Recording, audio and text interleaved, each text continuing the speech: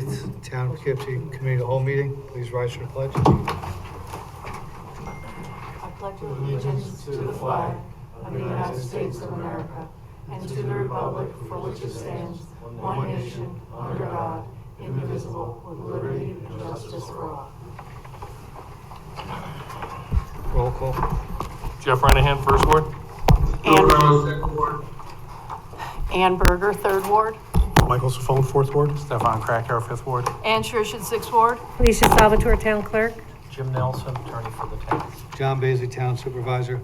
Welcome, everybody. On tonight's agenda, Committee of the Whole, we have a presentation for the final draft of the Natural Resource Inventory and Open Space Plan.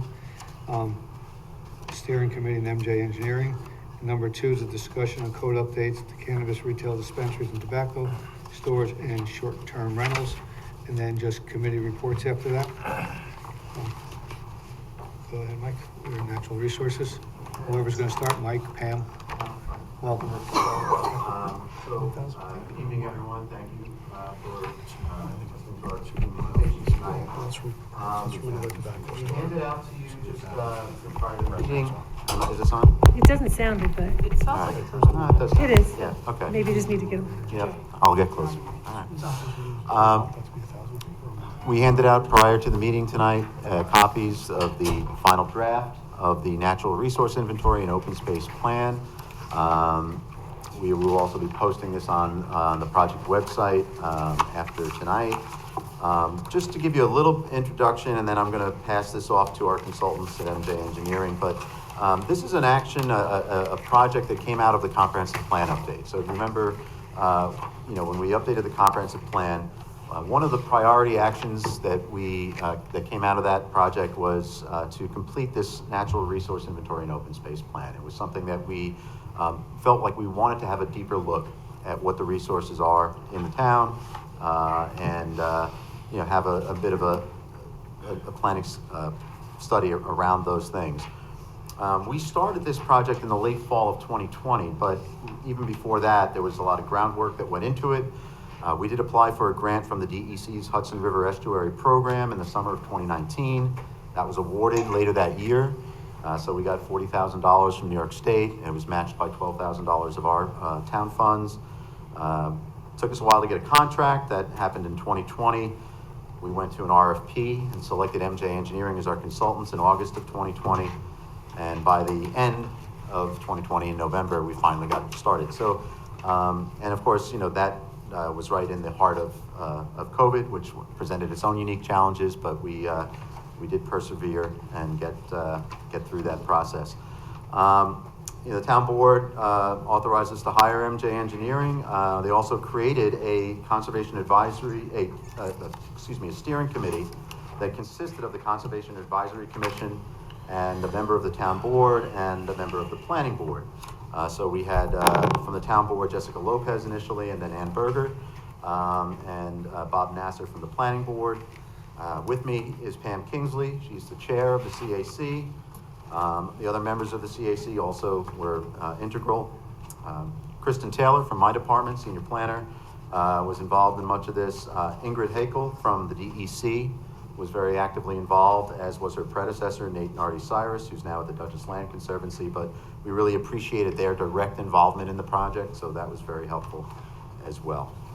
I want to introduce Sarah Starkey and Jackie Hakes. They are both on the Zoom from their offices in the Albany area, and they are just going to do a relatively short presentation just to give you the highlights of what's in the plan, and so everyone kind of has an understanding of what's there.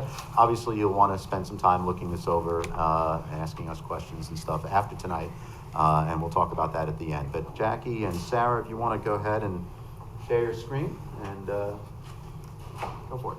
All right. Hey, thank you, Mike. We'll give this just a second to enter slideshow mode. Okay, great. So good evening, everyone. My name is Sarah Stark-Hess. I'm a senior planner and GIS analyst here at MJ Engineering. And we are the consultant team that has been hired by the town to facilitate and to provide technical assistance through this effort. Also joining me this evening is Jacqueline Hakes, the project manager here at MJ. who will be talking through some of the elements of the open space plan. Okay. So this evening we'll be walking through an overview of the project, which involved a natural resources inventory as well as an open space plan. Both of these efforts were guided by a series of public engagement activities, and the process was also guided by the Town Planning Department, as well as the NRI and Open Space Plan Steering Committee, members of the CAC, as well as support from the New York State Department of Environmental Conservation. Okay. So what is a natural resource inventory? A natural resources inventory is primarily a narrative and supporting map series. It identifies the town's existing environmental resources and constraints, as well as an analysis of each of those. It involves mapping for wildlife habitats, flooding and resiliency topics, water resources, and land resources. Overall, this document can be used as a resource for the Town Planning Department to inform future planning and land use within the town. Now, an open space plan is a little bit different. It establishes a vision for a town-wide network of open spaces. It also identifies areas for specific resource protection. It defines a set of conservation goals and strategies and recommends tools to achieve that vision. So we'll be talking through some of the tools that came out of that plan today, as well as some of the action items. And this plan really is supported by, if we go back one slide, it's really supported by the existing conditions that were identified through the natural resource inventory, as well as through a series of public input. So what was some of that public input, and what were some of the activities utilized throughout this process? So there was a wide variety of engagement methods and activities that were utilized. The first and foremost is the project website. This is an informative project website located at townofpoughkeepsieopenspace.com. And it was utilized to inform the public of the process as well as upcoming engagement activities. There was also an opportunity for the public to provide comment throughout the process. In addition to that, it also served as a repository for many of the meeting materials, summaries, and project documents. As Mike had mentioned, following tonight's presentation, there will also be the final open space plan, our final draft open space plan, as well as natural resources inventory uploaded to that website for the public to review. Another engagement method that was utilized throughout this effort was an online open space survey. This was primarily done through SurveyMonkey and included some targeted questions to gather public feedback on the community's vision for the open space within the town, as well as some ideas for future opportunities. The survey received over 618 responses in the time that it was live. And the survey was also an opportunity for the public to provide photos of their favorite open spaces throughout the town. Many of these beautiful photos are featured within each of the plans, as well as through the project website. In addition to these methods, there was also a series of key stakeholder group meetings. These targeted discussions involved stakeholder groups such as local and regional partners, community organizations, and educational institutions. In addition to these methods, there was also a chance for more formal public engagement activities through a series of 3 public workshops. All of these workshops were held virtually via Zoom and included interactive polling to keep the public engaged throughout the process. The first public workshop was held in March of 2021, and the primary purpose was to present the preliminary draft natural resources inventory. The next workshop in June included a visioning and goals exercise with the public, as well as strategies for the open space plan. And then finally, we met back with the public in December of 2021 to present the preliminary draft open space plan, as well as potential priorities for conservation.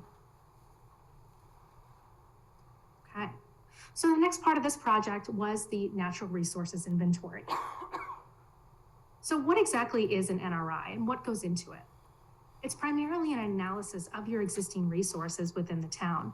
It includes and is supported by a series of resource mapping and analysis. We do like to mention what an NRI is not. It does not contain zoning or land use recommendations, and it does not contain open space or recreation recommendations. So some of the future applications of an NRI, it's primarily to be used as a resource to inform the community of the existing resources within the town, as well as to inform the planning and development review.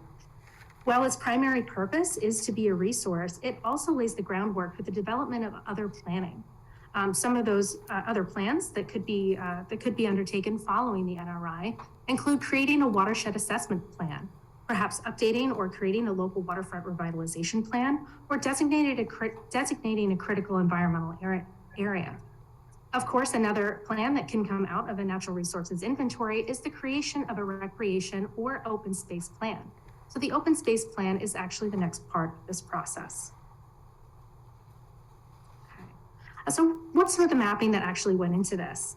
So the analysis in the NRI was supported by quite a series of resource mapping, and it included everything from land resources, such as your geology, steep slopes and soils, to some of your water resources, like stream habitats, watersheds, and wetlands, to more of your ecological resources, such as significant habitats, important biodiversity areas, as well as forests. And then finally, there were some resilience topics explored as well, such as your flood hazard areas, your Hudson River shoreline, as well as sea level rise. So here's an example of some of the mapping that was done through this process. So as I said, each of the maps that were included within this document are supported by a detailed analysis and narrative within the NRI. And this analysis sets the stage for the next phase of the process, which was the open space plan. And Jackie will be talking through that with you next. Thank you, Sarah. As Sarah mentioned, the Open Space Plan establishes a vision for a townwide network of open spaces and identifies open space priorities. This plan is intended to be utilized as a resource by the town board, the planning office, the planning board, the CAC, and others as you move forward and as growth may occur within the town. So how are these open space priorities identified? Well, one of the key foundations of identifying these resources included the information that Sarah just walked through in the natural resources inventory. We also gathered that public input through the variety of platforms and activities that Sarah mentioned to understand what is important to the community and what does the community value from an open space and natural resources point. We also utilized a town-specific conservation analysis tool. This is a quantitative tool that utilizes conservation criteria that we established with the steering committee to be able to identify how various resources are overlapping with one another through the town. To apply the local knowledge that we have with the committee and the town staff to be able to identify and map. That priority mapping is shown here on your screen, and it is townwide, so I will walk through it a little bit, but it combines that information from the conservation analysis tool, that quantitative tool that we use the geographic information system to be able to identify, with priorities from the public and the steering committee. We identified areas of overlap with existing resources, such as public parks, open space and conserved lands, existing and former golf courses, the Dutchess Rail Trail, as well as other existing trails.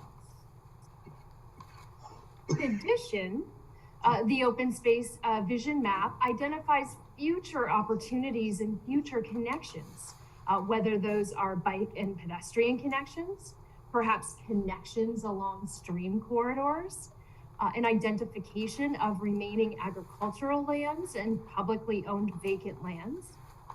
In addition, key future opportunity geographic areas were also identified, including the IBM North 100 property, the former Dutchess Golf Club, the Sanddock Road parcel, the Casper Kill Golf Club, and the Tilcon property.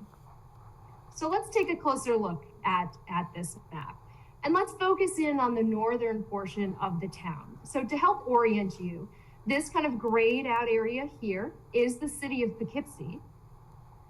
And if we are to look, what we are seeing, those kind of cream colored parcels in the eastern portion of the town here, are agricultural lands. To help orient you, we've got the Peach Hill area here, Quiet Cove Park, over along the Hudson River. Just south of the city of Poughkeepsie, we have the Vassar Farm property, the Locust Grove area. And you can see, and we will zoom in a little bit more, but you can see those pink dotted lines that represent future potential connections. And you can see those blue linear areas that represent stream corridors. Southern half of the town, and we focus in a little bit, we can see Casper Hill Golf Club here. We can see the dotted line that runs north and south as a potential. We can see the Tilcon property in this general area, and then down toward the further south, Bowden Park. And I'm pointing out some of these key areas for when we look at this town-wide map again. So if you at the town-wide vision for open spaces, it's really about an integrated network, not only of pedestrian and people connections, but also of connections for habitat and wildlife. And it really mimics what the natural environment is here in terms of an integrated network. So those pink areas you see are potential people connections, right? Potential bike and pedestrian connections that are connecting people to either existing open spaces or future potential open spaces. Those blue linear lines you see are stream corridors. Those offer protection or offer opportunities for connections for wildlife and habitat throughout the town. If we take another deeper dive into the key opportunity areas, these are future areas that may represent opportunities for open space conservation moving forward, or opportunities to shape any growth that may happen in the future should that occur. And through the work of this effort, there were 5 key areas identified. And again, the North 100, which is identified with the number 1.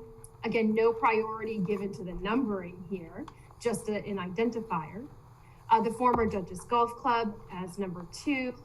The Sand Dock Road, Hudson River access at number 3. Number 4 is the Casper Hill Golf and Country Club. And then 5 is it represents the Tilcon lands.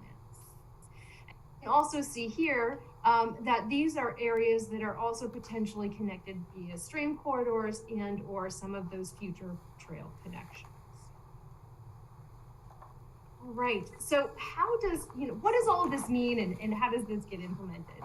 Well, implementing a meaningful open space program really includes and should include a range of partners and stakeholders, including the town, willing landowners, residents, volunteers, and also a series of different types of tools that can be applied depending on what the open space is that you are looking to conserve. And so the implementation section of your open space plan identifies key actions and tools to support that open space vision.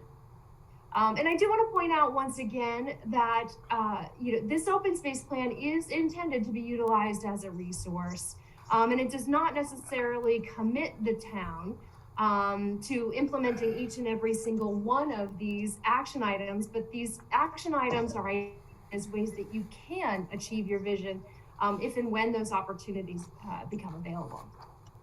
So key actions identified are within categories such as the regulatory tool options, voluntary incentive-based tools, partnerships, future planning, and open space funding. So in terms of the regulatory tools, the action identified in your open space plan is to review and update your existing town code and zoning ordinances related to open space protections. Now, this is consistent with the recommendation in your comprehensive plan as well, so it's supportive of that. One thing we found in going through this process is that the town already has an array of regulatory tools in place to protect open space and natural resources. So you're already partway there, which is great. Something else to consider is utilizing the NRI and the open space plan in your land development review process. This could serve to assist your planning staff as well as the planning board in reviewing applications, but can also assist developers and landowners to understand the resources they have on their properties and the town vision might be so that they can take a look at shaping and that development in a way that complements or even enhances those resources. A voluntary incentive-based tool option, something that was identified in the plan, includes conversations with your property owners. So we call it conservation conversations. And it's an opportunity to share information and provide technical assistance for your property owners and landowners about conservation opportunities. Some of those opportunities might be programs like a purchase of development rights program. So very, very briefly, the PDR program, in that instance, a landowner maintains ownership of their property and are paid to extinguish, or they can donate, their development rights, and their property is put under a conservation easement.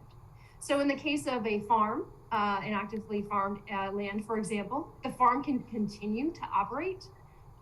No development can happen on that property in perpetuity. So it's a voluntary program with willing landowners. A less permanent option, but still effective, is something called a voluntary easement program. So again, landowners can voluntarily put an easement on their property for a period of time, and in return receive a tax abatement. Also identified and discussed at length with our committee are partnerships, identifying new partnerships, strengthening existing partnerships. It's important not only from a landowner perspective, business, institutional standpoint, but also with your volunteers. Sarah mentioned some of the future planning options as well. These are echoed in the open space plan, such as updating your LWRP or your local waterfront revitalization program, establishing a farmland protection plan, a bicycle pedestrian plan, and critical environmental area designation. And last but not least, is identifying funding mechanisms that can help the town or property owners should they want to conserve their lands. And there are funding opportunities at all levels. And I will say, by going through the process of establishing your natural resources inventory, as well as your open space plan, it does create more opportunities for the town to seek funding for assistance in through this. So that is a very quick, high-level overview of what is included in your natural resources inventory and open space plan. I do want to reiterate this was funded in part through the New York State DEC. To answer any questions, and we thank you for the opportunity to share some of these highlights of your plans. Thanks, Jackie. There's obviously, 15 minutes doesn't nearly do the work justice. The mapping alone in here is certainly for a planning geek like me, you could spend many hours going through it. But hopefully, as they indicated, this is something that we can use for many years to come. Again, as a resource, as a policy guide, as a source of inspiration for projects and opportunities as they come along. So that's really the aim. As they mentioned, we're going to have the drafts available on the website. It's the town of Poughkeepsie openspace.com. That's the project website. We'll have a link to it from our town website as well. I think it's already there, actually. So everyone can have a look at it. We'd like to, and if it's possible, if you could, it's always nice to have a deadline, right? So if we could say maybe by the end of February, if you have questions or comments that you want to share through me, I will share them back to our team. And then we can try to get together a final version of the document. Ultimately, it's something like the comprehensive plan that we would like to just adopt as a statement of policy. as a resource for the town, not something that commits us to any particular course of action on any specific project, but something that, again, guides some of our thinking in the future. So that's the aim. I'll stop there. Obviously, you know, if, again, questions and comments, So, welcome. so this was funded in part through DEC. What was it?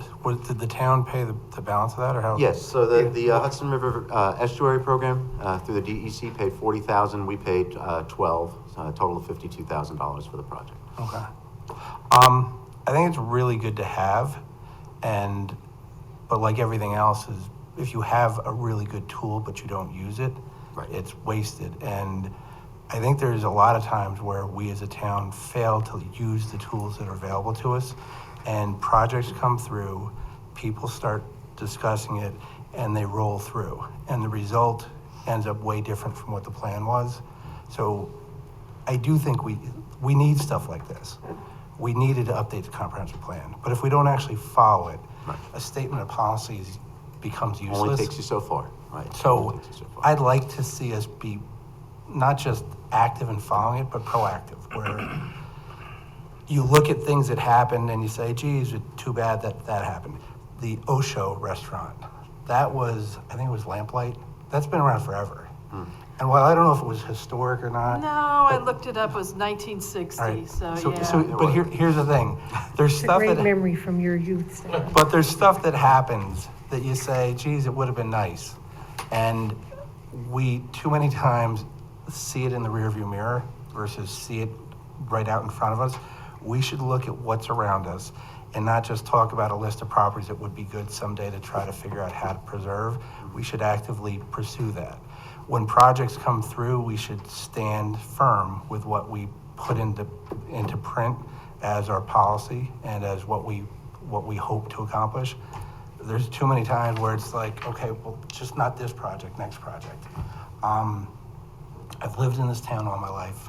I plan to continue to live in this town. We don't have to be Paramus, New Jersey. We can be Poughkeepsie, New York, and make Poughkeepsie, New York look pretty good. If we follow things like this, we will. If we let things roll through, and a lot of times roll over us, we won't. So I thank everybody that was involved in this and putting it together. I hope that the whole board and people around the town will look at it and that we'll use it. And we have a natural resource inventory and open space plan. Hopefully 5 or 10 years down the road or 20 years down the road, we still have open space and natural resources, because we are very capable of screwing this all up if we don't pay attention. So I just would, like I said, I think it's a good thing. I think it's nice to see what we have, but each and every day we got to kind of step up and live that and deal with that and be committed to that. And it can't be the next project will do better. It should be this project we do better, and the next project we do even better. So. Anybody else comments? Nope, I think Stefan summed it up well. I agree. What I will say is in the first master plan, the last one we drew, some of the acreage changes that we made that have held in the northern end of the town was a goal to keep. There are some pieces of property in the town that we said, and one of them happens to be the golf course on 9, is not to develop it. And as people have come in, we have stood hard to that.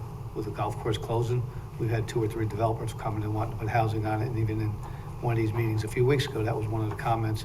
Just put your town hall there and then sell the rest off for the money, and that's not what we want. And Mike, you know, one of my favorite sayings was, between the cemetery, Locust Grove, IBM's North 100, the golf course, then you go over to the other golf course, then you hit Vassar. We have one of the biggest stretches of green through the town that most people wouldn't even know it existed, because you don't see it, but if you look at it on a map, it goes right through the Vassar Farms and right through the city and picks up the 2 courses. So we have that, and in New Hamburg, which you wouldn't think it has a lot, between the Quarry, Mount Alvernia, you know, Bowden Park, Franny Reese Park, and even the Metro North tracks, the amount of open space that is still here, even though you don't see it driving by, it's here. We just have to make sure it doesn't disappear, you know. And we have a lot. I mean, the north end of the town is still in pretty good shape. And the disadvantage we have, which sometimes you live and learn, is people want to come here because we have water and sewer. A lot of other towns, they don't go to, and they don't want to build because they don't have the access to water and sewer. And that's why we see what we see on Route 9, because it is a spot to come because of what we have. Because a lot of these businesses couldn't open because, you know, other towns don't have that availability. So sometimes growing isn't always the best thing in the world. You know, it's the right thing to do, you know, to have water and sewer, so your residents aren't dealing with individual wells on a day-to-day basis. But I think going forward, it's something definitely to keep in our eyes. And I think you've done a good job in looking at the IBM North 100 there is definitely something. Yeah, I just, you know, wanted to say that I always like to have kind of things in the back pocket that we're already working on when we have a plan, because I'd like to be able to come back in 2 or 3 years and say, hey, look, we actually did accomplish something, right? So 3 out of the 5 of those priority areas that we kind of identified, there's at least some activity already underway to try to work on those things in one way or another. So I am hopeful, because I agree, there's nothing really worse than the document that you look back on 10 years down the road and it hasn't done anything for you. I want to, you know, continue the conversations. We had some good conversation with some of the larger landowners, especially in the north part of the town, as part of this process. You know, there was a lot of interest in learning more about some of these tools and things like that. So hopefully we can take this to implementation and get something done. So, Did you but, say thank you. what percentage of the town is still open space? I mean, it totally depends on how you define that, right? Right. I mean, if, you know, is a single family home on a 10-acre lot, is that open space or is that a developed piece of property? Okay. You know, right? There's, you know, when you look at the mapping in particular, it really tells a story. Obviously, the northeast corner, largely your ward, you know, there's still a lot of opportunity there. There's reasons for that. You know, it also happens to be where a lot of the most significant environmental constraints are, right? There's reasons why those properties didn't go in the 80s or the 90s or the 2000s. So, but, you know, in the meantime, there's still people who own those properties who are, you know, thinking about their future. And if we can create somehow, you know, alternatives for them other than trying to sell off for development, there, you know, we might preserve some of that character up in that area and other parts of the town. So, you know, it's something I really want to keep working on with you over, you know, the next several years. As you said, Mike, a lot of them can be a little bit of both. We've Yep. seen that in, you know, certain areas of town where we had the one brewery opened up and they kept a good portion of it. And the fact that it was just a solar farm in there, it's, you know, not 100% green, but it really doesn't have a big impact on what was there. I mean, so there is a way, as you said, working with some of the homeowners and some of the larger landowners. When I was on that meeting, not only did they bring to the table their thought of what should be there, they brought the history of the town. A lot of these people were here for a long time and they had a lot of good things to say and good things I think will probably be incorporated in this as we read through it. Well, thank you very much. Thank you. And thanks for all your hard work. Thanks for steering this, Pam. Thanks, Sarah and Jackie. They were fantastic. Yes, thank you, Jackie and Sarah, and I don't know if Ingrid made it on from the DEC. Yeah, she's Thanks here. to the DEC as well, yeah. Thank you all. I get to stay.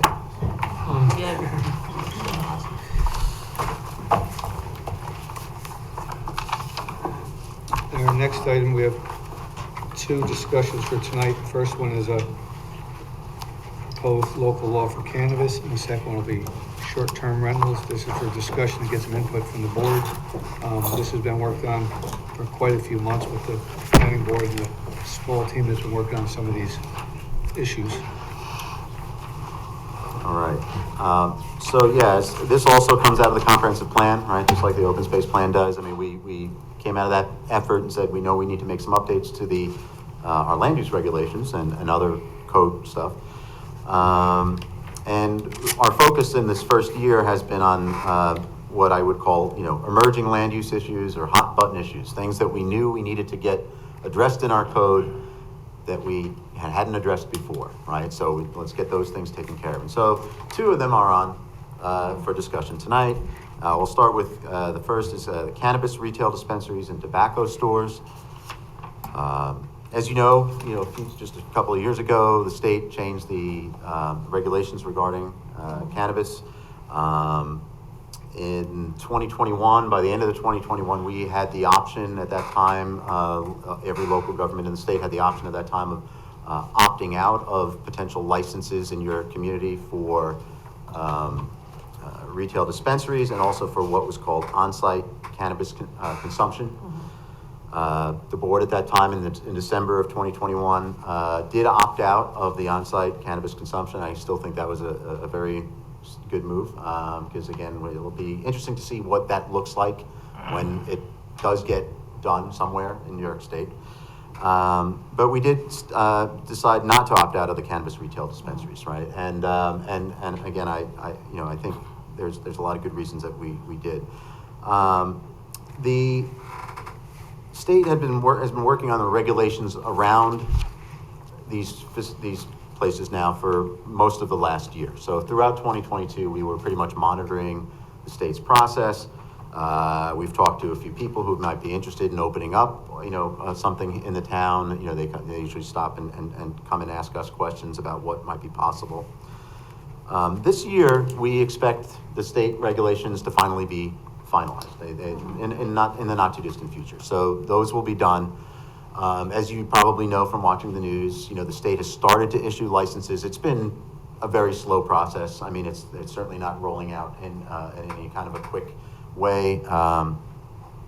But they are coming, right? So I would envision that sometime this year, we're going to see the state open up applications in our part of New York State for someone who wants to open up a retail dispensary. So we do need to ensure that we have our handle on what we want this to look like in the town of Poughkeepsie. Under our current zoning, just to start there, if someone were to come to us today and say, I want to open up a retail dispensary in the town of Poughkeepsie, you would look at our zoning code and you would be hard pressed to say that it's anything other than retail, right? Based on the definitions and everything else, it's retail. So any place where retail is currently allowed in the town under our zoning, in theory, someone could open up a dispensary. Of course, that's not an easy thing to do. You have to go to the state, you have to spend all kinds of money, you have to, so it's not like we're going to get, 100 of these in any, short period of time. But still, I don't think that's what the town intends and has wanted. And we've talked, individually, and I think in fairness, when the town decided to not opt out, there was variances of opinion, right? And so in respect for that, we said, well, I think we really need to have some regulation and some limitations on this that, that suit our purpose here in Poughkeepsie. And so in those conversations with you all and with the Code Update Committee, we've developed a proposed local law that I think tries to do that. And so let me tell you a little bit about what it does. Basically, under the proposed local law, it defines a cannabis retail dispensary. It's consistent with the state regulations that are being developed. It says that those would be allowed only in the business highway district, right? So the business highway district is our most commercial district. It's the areas primarily along the state highways that are designated as BH. And it would only be by a special use permit.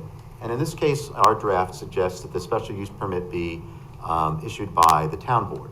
And this would be the only case actually where we have a town board issued special use permit. Most cases, the special use permit is done by the planning board. In a few cases, the zoning board does them, like for home occupations and things like that. So it creates, again, it designates the business highway district as the place where these would go. It says by special use permit from the town board. It includes language that would, for things like buffer zones. So a little bit more substantial than what the state requirements appear to be, but they would be 500 feet from any school, place of worship, playground, park, and such. It also includes some specific standards for things like hours of operation, parking, security, lighting, things like that, that, are really intended to, hopefully when we do at some point get a dispensary or 2 dispensaries or whatever, over the years comes in, to make sure that these are, retail establishments that we can feel good about, right? And so this version of the draft is pretty much the same as one that I sent around to you initially. In October, we made a few minor refinements based on the state regulations as they've been evolving, right? So we wanted to make sure that that was that we were in sync as best we could be. We also added a section related to smoke shops, or what we call tobacco stores, in this legislation. I want to explain that for a minute because that's completely new, and it's something that came out of our committee. Just for a refresher, Jeff Renahan is the town board's representative on the Code Update Committee. We also have Carl Whitehead from the Planning Board, Paul Leahy from the Zoning Board of Appeals, all of the staff that's involved in zoning. Anyway, we have noticed a large proliferation in smoke shops. It's kind of like the retail of least resistance at this point. Wherever there's an empty space of retail, we're seeing, you know, the new smoke and vape shops opening up. It's not necessarily, you know, all bad, but it's also not something that we regulate differently than any other kind of retail right now. So anyone wants to open up a smoke shop in the town of Poughkeepsie, it's a retail establishment. Anywhere where there's retail, if you got a storefront, you can pretty much open up, you know, with very minimum kinds of requirements. We don't want to make smoke shops go out of business by any means. That's not the purpose of these regulations, but we did think that, again, with the proliferation of them, it might be worth defining them as well. And so we suggested, again, defining smoke shops, and making them something that is allowed in several of the town zoning districts, in the ATC, the South Hills Center, Fairview Center, Red Oaks Mills, Business Highway, Business Shopping Center, but by special use permit of the planning board. Just raising the bar a little bit, and also including just some very generic criteria. So again, we don't want, you know, smoke shop next to smoke shop. Let's have a little separation distance. Let's try to keep them, again, a short distance away from schools and playgrounds and parks and those types of things. The committee anyway felt that was not a bad way to go. So that can either be part of this. Right now it's included in the same local law. It doesn't have to be. We can talk about the two things separately. But we did feel that they were, the reason they came up together is because, you know, right now, as the state is transitioning to this new regulatory environment for cannabis, there seems to be some convenient misunderstanding of the laws as they stand. And there's been concern that some of the smoke shops are not necessarily abiding by the law as it's currently written. And it's going to take a while for the state regulators and everyone to kind of crack down on that. But certainly, you know, we don't think we're benefited by having a great proliferation of smoke shops. We just want to make sure that they're you know, well regulated. So that's where that came from. It's not something we've had a chance to talk about before, so I'm just throwing it out there. Like That's in last this- time, I'm trying to get that's some in here feedback. That's in now? here, Okay. yeah. All right. And they're What if only somebody- supposed to sell tobacco, correct? I'm sorry, say, what's They're that? only supposed to sell tobacco products? They're supposed to only sell tobacco products, correct, yeah. What if Yeah. they're already opened and now we have the special use? Oh, well, permit? then they stay where they are. They stay, right, they Yeah, don't have it's- to apply next year? No, if you're open, you're an existing, in Got that in. case, you would become a non-conforming use, right? So- So you would. And it's a designated smoke shop. It's not like a convenience store So- or a Ready Mart that sells so- cigarettes and Right, stuff right. So like that. yeah, when you have a deli that becomes a smoke shop also, is that, to me, that would be something they should have to come back in the planning for, correct? Because they Right, well, came in they- for a deli use and now it's not just a couple things on the counter, it's a full-blown smoke shop. Right, I mean, as you know, it's always hard, you know, every law, you're gonna have, it's a little hard to, at what point does it become a smoke shop in addition to a deli, right? But I mean- We've But I tried mean, to I define can't, that. I can't open there used to be a video store, I'm trying to think of it. I can't open an ice cream parlor and then turn it into a smoke shop, correct? Not if we have this Right, so- law, right? But now you But can. without the law, you can. Well, right now, it's just retail, right? Retail is retail, you sell what you sell. All right, so the use As long as doesn't it's matter. legal. All right. Yeah. Yeah.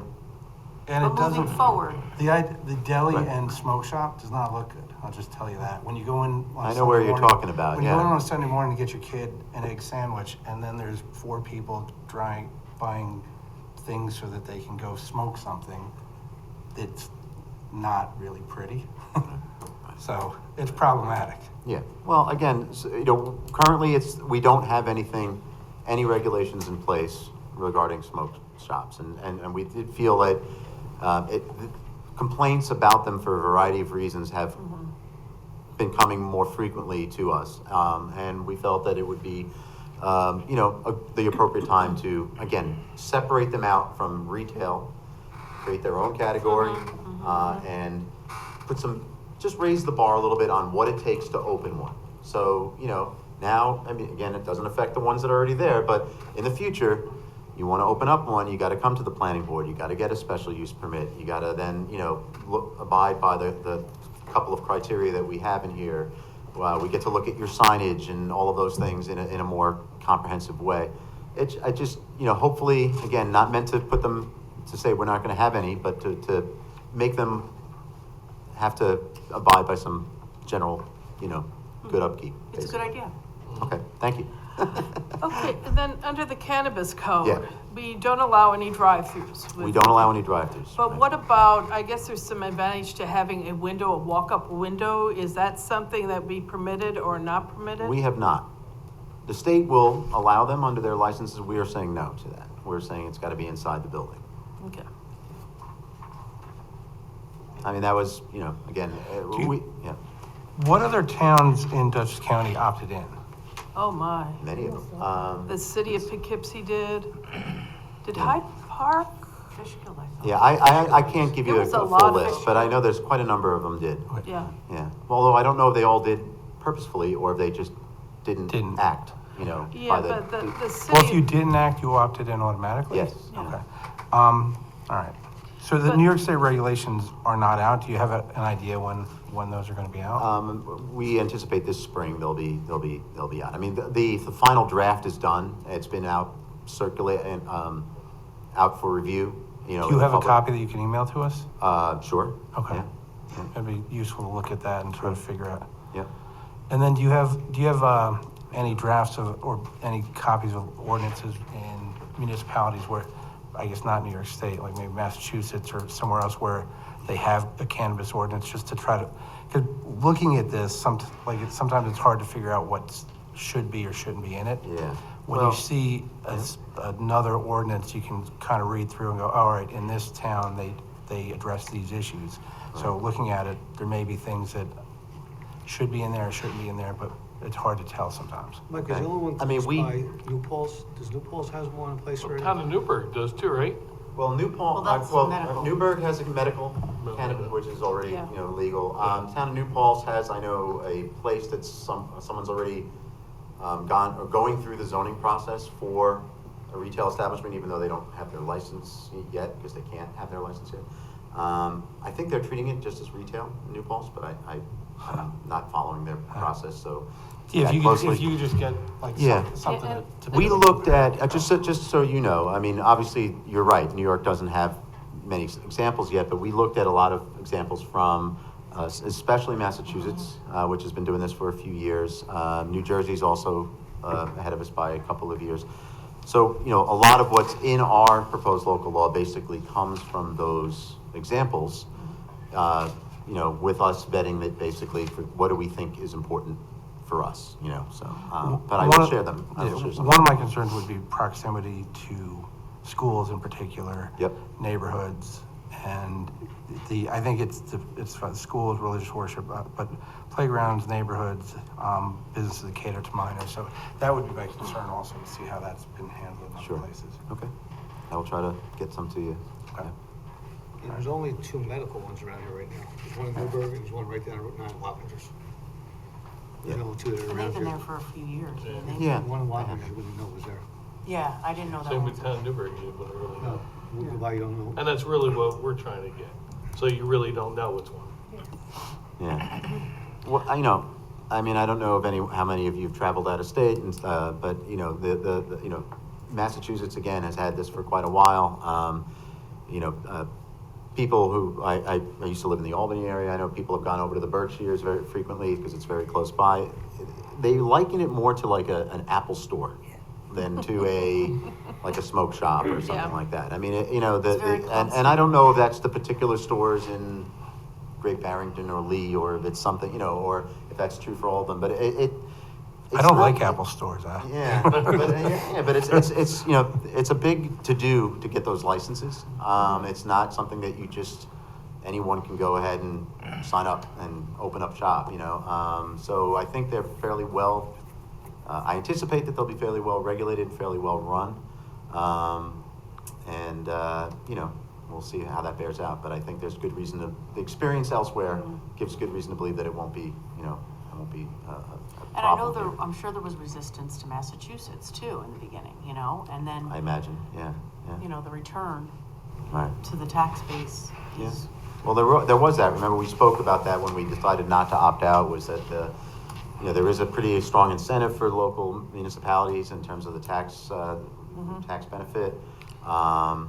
You know, and again, Well- if we were to opt out and someone opened up in the city of Poughkeepsie, it's not gonna, Well, people are still gonna go The there. city of Poughkeepsie opted in for lounges, and they're one of the few that also opted in to have. Did they? Okay, I Yes, wasn't lounges even sure. and to have retail stores. Yeah. Okay, also, does this affect CBD shops?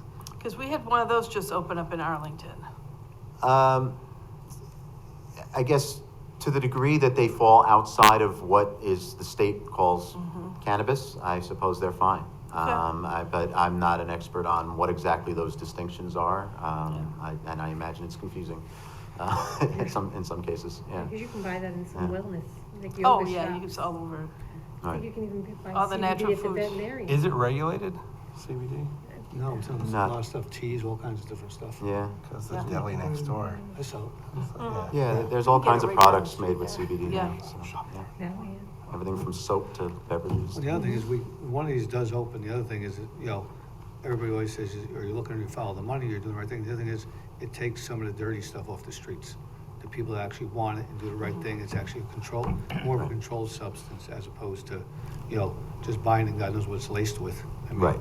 Oh, yeah, I think having a regulated marketplace does make it safer Yeah. for those that want it, right? Well, and it's also more Well, affordable. that would, I mean, that's like not really, not for people of a certain, like, affluence, maybe, but not for, like, a lot of people. It's not gonna, there's a lot of people that are affected by drug use that are not gonna be able to go shop at this. So if it's nice and high-end, it's gonna price people out. So it's not gonna clean up people's problems. I guess we'll have to see how that all plays out, and again, but other even the states people have. of the affluent level some experience that with will that. go to that extent when they, you know, want to go and get it and buy it locally. At least it's got a regulation. It's not Yeah, just. that'll be, like, the state regulations will require testing of the product and all that kind of stuff. So at least if you were so inclined, you would know that what you're buying. That's what Jay, I think, is saying, and it's, you know, that's a potential benefit. So, Any other questions this time? Just look it over and get Mike back any questions, discussions, comments. And Mike, you're gonna get him some of the other ones to look at? Yeah, I'll send those out to you. I'll send them to everybody so you can take a look at them. But again, you know, we've spent a fair amount of time looking at them. So I think you'll find a lot of what's in our law in some of those. So, and again, I'd like to just, you know, say that it would be good to do something on this fairly soon, because we're getting to that point where once, you know, the state starts getting licenses, making them available, you know, we should have our regulations in place before then. Otherwise, we're not well protected currently. So, Well, you did a very good job on it, Mike. I think a couple little tweaks here and there, I think we'll be fine. thank you. Thank you. Any other questions? Nope. no, thanks. On to the next one. All right, one more. Will the public be able to ask questions of Mike? No, this is a committee of the whole meeting at this time. It's still under review. Okay, yeah, how about the end of the meeting? Everybody gets their public comment at the end of the meeting for 3 minutes. Michelle? Okay. All right, thank you. Okay, the other item that I had out now is a revised version of the short-term rentals local law. You may recall back in the spring, I think it was May, that I was here, and we had an initial draft. And at that time, there were a lot of different opinions on short-term rentals, and so we said, okay, you know, give us your comments. We took a lot of your comments. We even sat down and met with smaller groups of the board to talk about different options, and making sure that, we had all of your input. And what we came out with at that time, when I'll say like in September or so, we thought we had a consensus path for that most of you seem to agree. And that path would have looked something like this. It would have been, we would have had a primary residence requirement still for a short-term rental. But there seemed to be some comfort level with allowing town residents and maybe county residents to have a second or possibly a third of these that are not their primary residence. The thinking being that, if you're here, you're invested in the community, there's a greater likelihood that you will be a good steward of your short-term rental. Unfortunately, around that same time, we have legal counsel as part of our work. We're working with Lisa Cobb, who's our planning and zoning attorney, on developing these regulations. She became aware of some case law that was just coming out over the summer that alerted us to the possibility that may be problematic. And frankly, what this is about is something called the Dormant Commerce Clause of the Constitution. But basically, it distinguishes, because our law would distinguish between town residents and non-town residents, including out-of-staters, it has the potential of impinging on interstate commerce. Mike, has that ever made that to federal court? That was in federal court, not our district, but it was in federal court. So it's kind of one of these things. It's a matter of time before, and what's interesting about that is that almost all of the laws that regulate short-term rentals in New York and in many other states have used the primary residency requirement as a kind of a cornerstone for all the reasons that we talked about, back in May. But this is going to become a new area of legal discussion going forward. Is that the same case as the towing ordinance issue, where you couldn't treat town versus non-town residents differently? There's a state law provision that I think we ran into in the tow matter, which as far as licensing requires people within the state to be treated the same. But this case that Mike's talking about was one that I think came out of California. So would that state law or state case apply to this as well, or was it strictly a towing case? It wasn't just towing. My recollection is it has to do with licensing generally. Okay. It's in the general municipal law, I think. The case I'm talking about, Hignell Stark, I had to do specifically with the issue of short-term rentals and the primary residency requirement in whichever jurisdiction that was. I thought it was New Orleans, but maybe it was California. No, I think you're right, Mike. It was New Orleans or somewhere down And now to tie everything together, doesn't that apply to the cannabis stuff too? Because wasn't there a point in time where they were trying to put restrictions as to state versus out of state?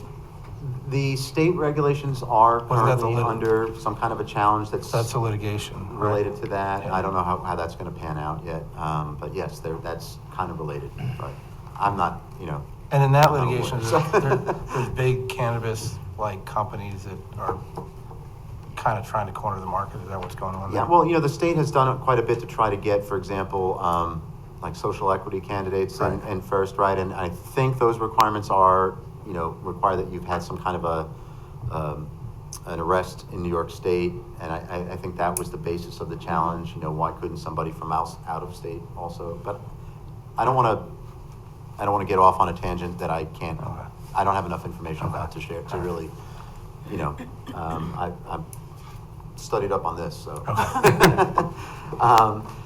So our concern was that not only do we have still a primary residency requirement in our code, but we're saying that we're gonna pull out town residents and county residents as having some special, exception. That would make us like a really great test case for someone who wants to go ahead and challenge our law, right? So that makes Poughkeepsie a target.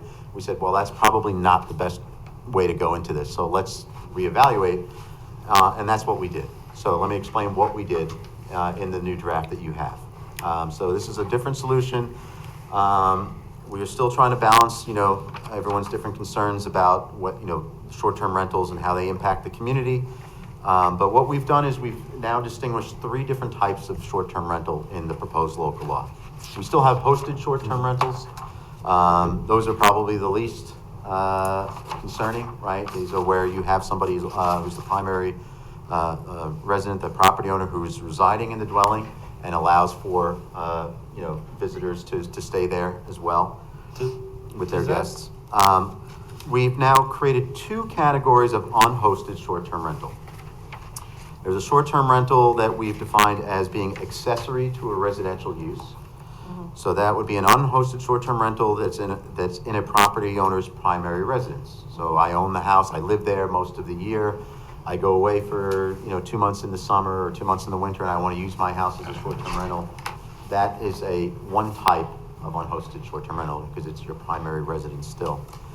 But we've also defined a separate type of unhosted short-term rental, which we've called a principal commercial use. This would be an unhosted short-term rental that is not in a property owner's primary residence. So this is the kind where it's somebody owns an investment property, right? They own a home, which they use for this purpose. But we know that those are the ones that we have the most concern about. So what we've done is we've created we've required that those types of short-term rentals would require a special use permit. And they would be a special use permit from the town board. They would be an annual permit. And we would limit the number of them in a given year.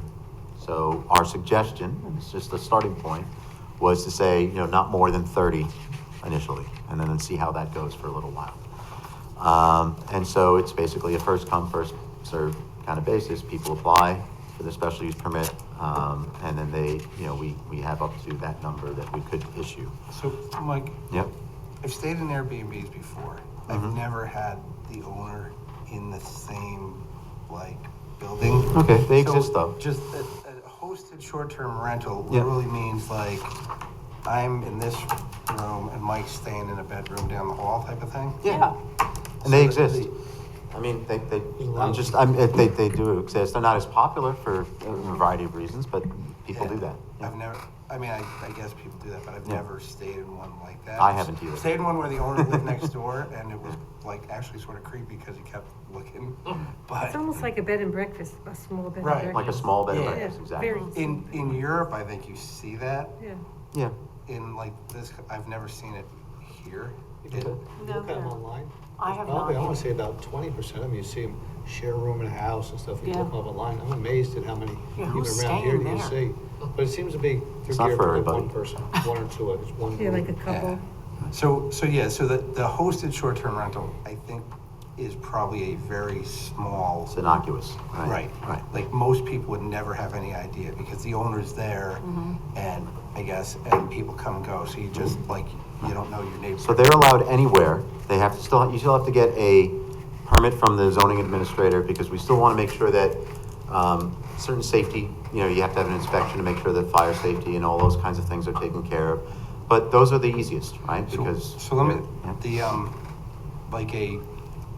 trying to think a better term, but let's say you have somebody who's just randomly renting out rooms and people are coming and going and it's it's not an Airbnb situation, it's like a Hostel. It's a boarding house. flop house. Well, they rent properties Like- and then they put them on No, I Airbnb, don't- even though it's not theirs. Not even not an Airbnb thing. So I guess this wouldn't do any. We don't have anything on the books right now to prevent that. Like a boarding house, you'd have to have sort of zoning permission, right? Right. And a boarding house, is that where you're renting out rooms for Yes. short term Days, and nights, weeks. And the people Right. aren't related, right? Isn't there Yeah. something like right? that? And- So how does that differentiate? How do you? Are we allowing something potentially through the back door with this? Could we restrict boarding houses, right? I'm pretty sure we do, and I will have to get back to you though. And with the exactly- the thing with the boarding house is it becomes like problematic. It's disruptive, right? Because you're like random people coming and going, and it's not someone's not renting a room to like. Right, but just to back up for a minute, so the hosted short-term rental would require a permit still from the town, but it wouldn't require a special use permit. No one would have to come to the town board for that, right? That would be, administratively taken care of. There are still requirements, like we have to have an inspection to make sure that the basic fire and safety are addressed, other requirements that are in the code. They're limited to 2 rooms. You can't rent more than 2 rooms because then you become a bed and breakfast. That's the point where you become a bed and breakfast under our zoning code. So I have a 4-bedroom house. Yep. And I do a short-term hosted rental. Yep. How do you know how many rooms I'm actually renting out? And then the other thing is, how do you know I'm there? Because my experience with Airbnbs is they will list a maximum amount. Mm-hmm. When you call up and say, well, we have 3 families, there's 2 adults, there's a couple teenage kids, there's a couple kids that are in there like 5 or 10 years old, and they're like, yeah, it's fine. Some of them will charge you more money. I've never seen any of them say no. I'm not denying that there's challenges with enforcement, but right now we don't have any regulation in place. The way we would enforce this, though, is by, we spoke back in May about this a little bit, but we would purchase some a subscription to something called Granicus, or it's basically a compliance software that basically tracks all of the short-term rental websites. Now, does that catch everything? No. Could somebody have like a room that they rent out, with a sign on their lawn, that we haven't noticed? I suppose they could, but they track all of the main short-term rental websites, and so we would be able to know where and how many are advertising, and so we would be able to actually, once we have these regulations in place, be able to shut down ones that are not permitted, that haven't come in. Right now, we're kind of. And that's going to be paid for by the county? That would be paid, yeah, there is an intermunicipal agreement. I have to see if that's still in place. It was a year ago that I spoke to them, but I believe Mike, it I think is. it's still in place. We were discussing it last night. There's, I think, Oh, you did? Rhinebeck and 2 other towns are using it now. I think Beacon's also using it. Yeah. And they said so far it's been working pretty well. Yeah. But I mean, at the end of and when I first started dealing with Airbnbs, it always like confused because they put a maximum. But every time if you don't ask, nobody checks. But if you do ask, because we're traveling from out of state, we don't want to get jammed up.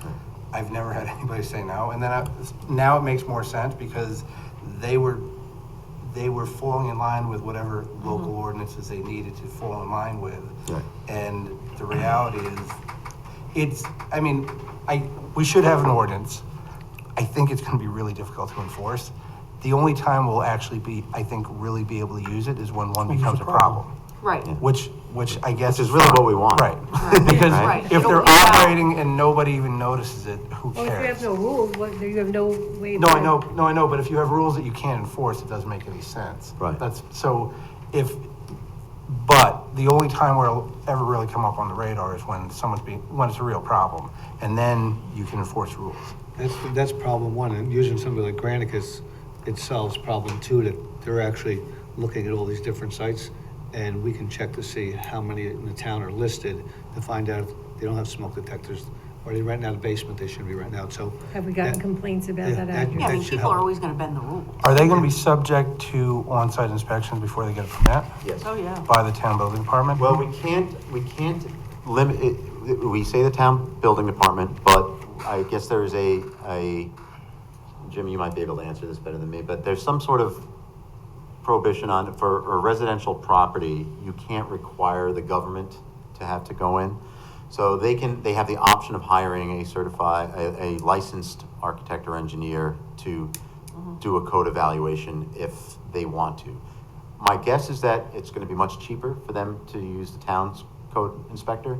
So hopefully they'll use the code inspector. So it would have to be a licensed architect or licensed engineer? Yeah, you have to have something that, somewhat some skin in the game. They have to be a licensed professional, otherwise. So that's right.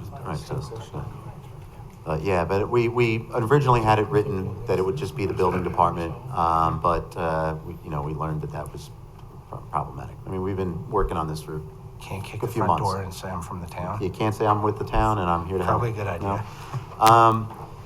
You know, so we know right now, or actually it was a year ago that we checked, but, you know, there's 30 to 40 of these operating in the town now. Most of them are operating and are not a problem. There are a few occasionally that have been.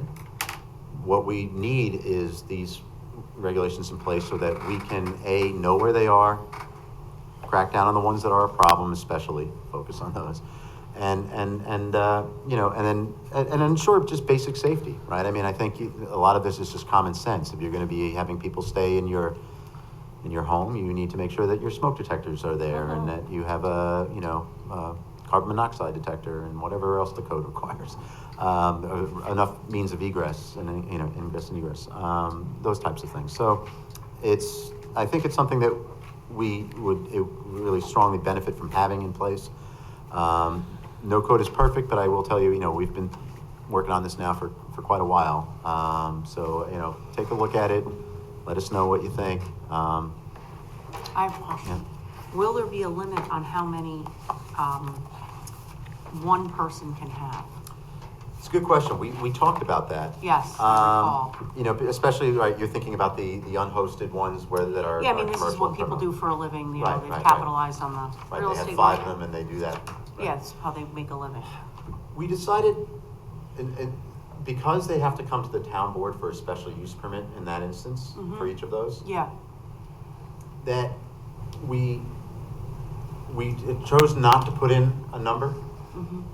But again, you would have the benefit of the town board Right, of seeing seeing all- who they are.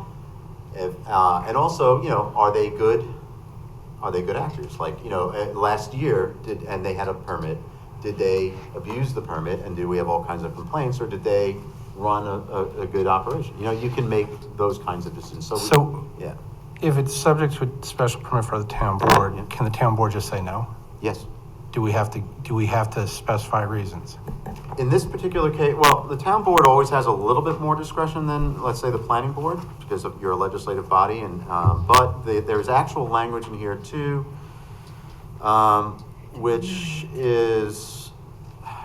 makes it clear that this is a privilege and not a right. But, you know, when the town board is looking at these, and I'm sorry, I'm always bad at. So is this similar to the town board's authority with a rezoning? It's not exactly a rezoning, no. No, but I know it's not the same process, but it's similar to the authority the town board has for rezoning. I will ask you to speak to Lisa Cobb about the nuance there. There is nuance. I'm not the person to answer it. Okay. All right? Yeah, no, that's fair. But I would be happy to put you in touch with Lisa to talk about that. There is a slight difference when you're changing zoning, you're changing a local law.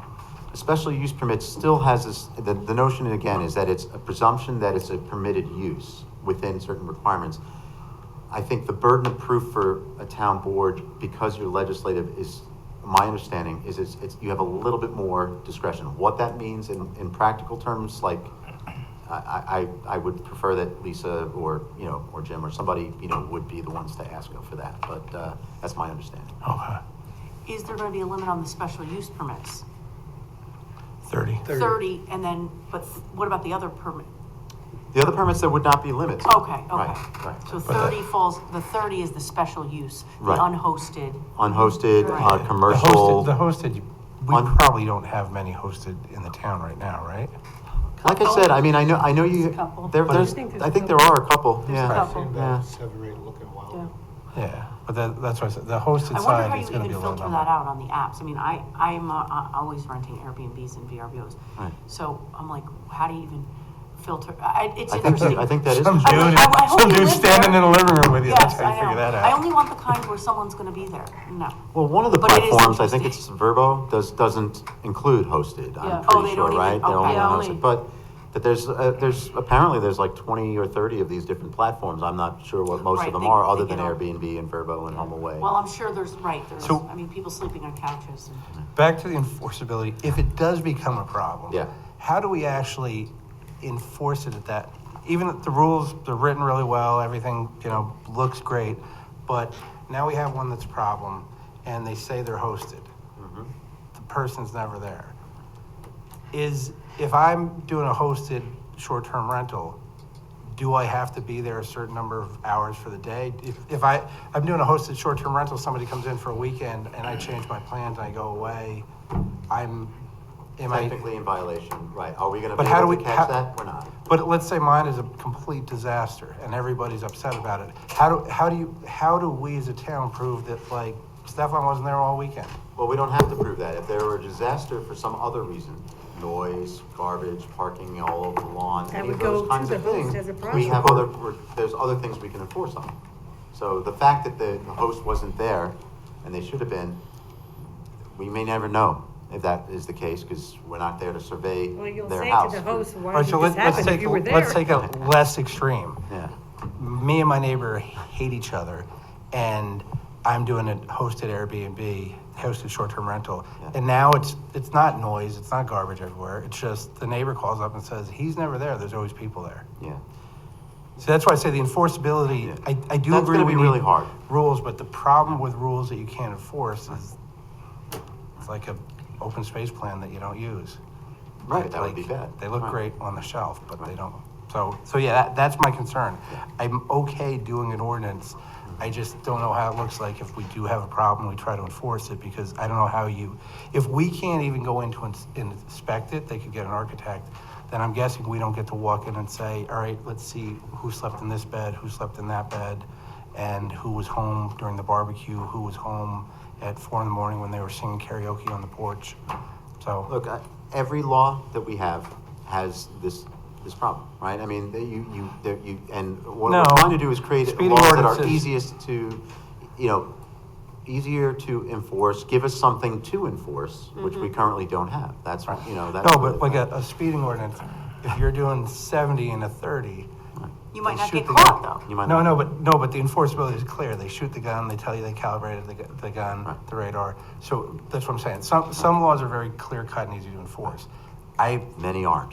I think we should have rules, but I just don't know how that Well, any looks specific actually. recommendations about how we would tweak this, I'd be happy to talk to you about. Because But like I said, there's really none now, when you look at it. you No, know, no. and This is they're better in- than none. And they're being occupied, so at least if you get to stop 80%, it's better than nothing. Right, but the one who's gonna be the problem probably is not gonna be the passive one and say, oh, I'm sorry, you're right, I was doing that wrong. It's probably gonna be the one that says, you can't come in. But you can't don't have to give a permit the following year, though. One of the benefits it had is Granicus will accept the complaints like over the weekend, where if you have a party on a Friday night, you call zoning here, they're not gonna get it till Monday morning. At least Granicus has it, they have it on file. You know first thing, it's there, it's been filed with them, or somebody answered the phone to make a complaint. They will reach out to the property owner or property manager at that time, so it does give a little more play for us. It gives us some 99%. tools, right? It Yeah. gives us some tools to work with, which we don't have now. We'll find what's missing, because as Stefan said, there are pieces that are missing, but we have that now. Right now, we have 30 of them out there, and we have no idea what's going on. We have no contacts, and that goes back to, the issue that we've had with some of the college houses, the same thing. You have a party, you have something, it's listed in LLC, we don't have a contact, and it puts you in a different spot, so just work on that next would be nice too. It has to be an owner that puts these out too. It can't be someone that rents properties and then just lists it as Airbnbs. Has to be the owner of the actual property. I'm sorry, say again? It can't be somebody that rents properties and then hosts them as Airbnbs, because I know that happens quite a bit actually in the town. Right, we So know like that a- there are like a some people in the management town. company, you mean, or like? No. They just rent properties and then they rent them out as Airbnbs. Oh, so Some owners I rent know your and some house and owners I do turn not. around and Airbnb. Right, that's actually happening. It's happening. And this wouldn't allow it. This wouldn't allow it. Right, and then the hotel occupancy tax, Yeah.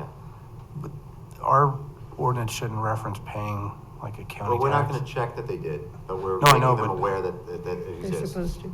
But I mean, we also then should put that you gotta pay your New York State and federal income taxes, and you should. We did change the language based on the comment that you made. Right, in May. but I think it's. Is that in there because Dutchess County asked for that in there? No, because we want them to pay it, because then it's good for all of us. I know, but Right, in the end. Well, and But- Airbnb automatically withholds it, so. Right, Right, I don't know about Not the all of them platforms. do, but Right, that one Airbnb does. Yeah, so. Mike, Yes, Bill. excuse me, Mike, Yeah, short question. yep. Who enforces this stuff if it's going on over a weekend? Well, again, if people make complaints, the Granicus can take the complaints. zoning administrator and or the police would be enforcement, depending on what the issue is, right? If someone's having a party, obviously it's not the zoning enforcement officer we're sending out to stop the party, it's the police. But if it's. Wait. I Having been in know. that position myself, I know. okay, the party may be 4 people. It could be 40, makes it very simple then. But if it's 4 people on the back porch, Yeah. who's enforcing it? In that case, there'll be a noise complaint, and then we'll have a record of it, and then when it comes time to renew your permit, if there's a lot of, again, you have to get a permit and it's renewed annually, right? So if you're getting a lot of complaints on your short-term rental, you're not gonna get a renewal. Yeah, but the renewals don't come back to us. I mean, that's done. That's done administratively. Administrative, Unless it's a just special the use initial Right, permit. right. Okay, and your number here is 30, so that's approximately how many we have now, so that's kind of That's viewed kind of as how we came up with it, the yeah. optimum number.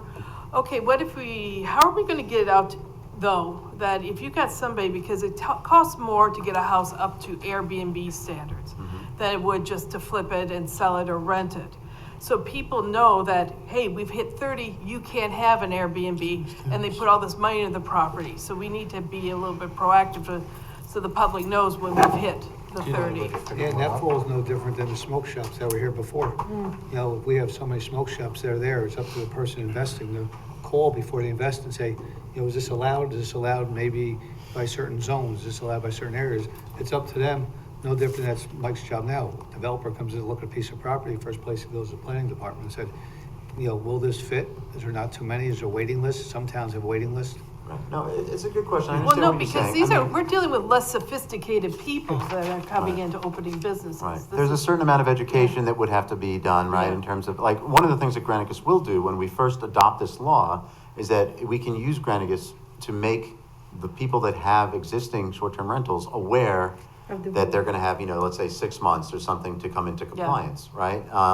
So there'll be a grace period, if you will, but we wanna give them, they'll be able to get notice because we have a way of communicating with them through Granicus, which So- we would not have. If I buy a house. Yep. And I want to fix it up and make it an Airbnb, I could come into the town and apply for a permit, correct? Before I fix it up, Yeah, as long as it's livable, right? as It long as doesn't it's have to code be- compliant, right? Right. Yeah.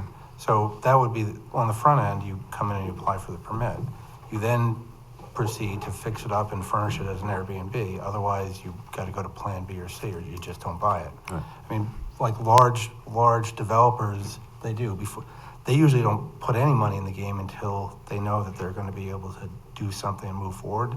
So a lot of them will either just put an offer in and have an agreement in place, or have a contract that is contingent on the approvals before they spend the dime. So if it's an individual and you're going to spend a ton of money to renovate and furnish, I think you'd apply on the front end so that you're safe. Well, If you do it and you get denied, the town doesn't have any responsibility or liability to somebody who. No, people don't always avail themselves of information that they should before making certain investments. I mean, we know that, right? That happens all the and I time in think- the building department. And I think if you're buying a property to flip or to rent out long-term, you're spending time and money. I don't know that you're spending any less than if it was an Airbnb. I think the only difference would be an Airbnb you're gonna end up furnishing, whereas a flip or a rental, you may not end up furnishing. So the reality is that, like, you could fix up a house and then apply if that was necessary, but I don't think the permit process puts people in a difficult position because they dumped a lot of money into a place and then turned around and got denied after the fact. Well, and again, we would have the option, that you would have the option, I should say, to increase the number, or, you know, the next year to change the pool of applicants. You know, there are communities that have done lotteries, you know, where there's such a demand, Oh, yeah, like like Rhinebeck. Rhinebeck, right? You know, where there's a huge demand for these things. You know, they'll do something like that. I mean, I don't think we're at that point necessarily, but, you Does know. Rhinebeck's ordinance, what is their number? I don't know that Rhinebeck has a number. I meant that there's a lot of demand in Rhinebeck. I thought their lottery was like 19. Was it? Something Yeah. extremely low, but I don't know remember, what the that's a number is. bedroom, you know, that's a community now where, you know, people just come up for the weekend, so they want to keep it quaint and obviously honor the people that live there Right, and right. reside there full time. So Right. each municipality has to do what's best for them, obviously. So, you know, the town being a little bit more spread out and such. But again, we can tweak it and hopefully the people that come forward with a good business plan and have the, you know, all their ducks in a row will be the people that get the permits, that abide by the rules, that don't, you know, rent to legitimate people. And then, you know, the people that don't, you know, really know what they're doing, they just kind of fall to the wayside, and then the process takes care of itself. I mean, most of them are very well run, and most of them are really nice. I mean, as someone who uses them, right? I mean, you can find lots of nice Airbnbs. It's a small percentage probably that are a problem, but we need to have tools in place to allow us to, you know, to deal with those. Yeah, and the people that still want to do what they, you know, backdoor it, they'll still do it, and we'll do our best. Eventually catch them because we Yes, have a right, rule now. Right, it's not perfect, but. Do we know if there's a bunch of rented and then Airbnb houses in the town right now? Yeah. Of the 30 or so that are there, do we know that there's like 5 or 10 of them that are not owned by the person who's renting them out? I don't think we have that information. I know that Christy down in zoning has done some of her own investigation of some of these places, you know, like looking at their Airbnb listings and Profiles. stuff like that. But because we don't have Granicus now, we don't really have access And to a lot of we that don't, information. there's nothing in our ordinance that would restrict subletting in general, right? That's No. what it is, subletting. So the only issue for them would be if they're doing it for shorter than 30 days. This is only applying to shorter than 30 days, right? This is not for the monthly rentals and, you know, anything like that. Yeah.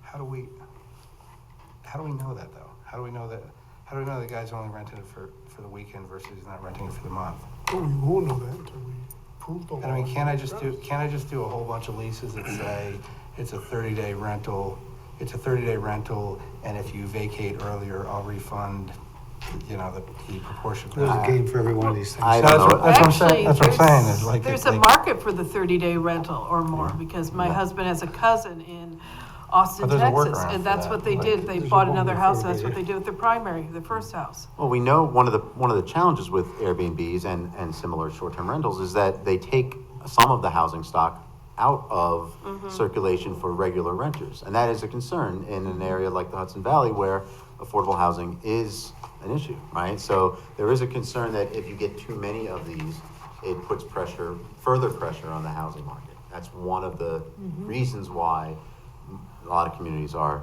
trying to limit this to some degree, not prevent Well, it.